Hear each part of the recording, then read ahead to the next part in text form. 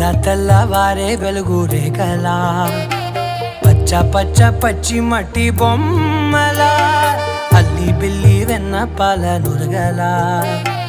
అచ్చ తెలుగు ఇంటి పూల కొమ్మలా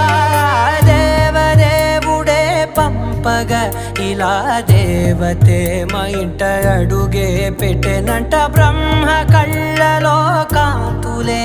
మా అమ్మలా మా కోసం మళ్ళీ లాలి పాడేనంట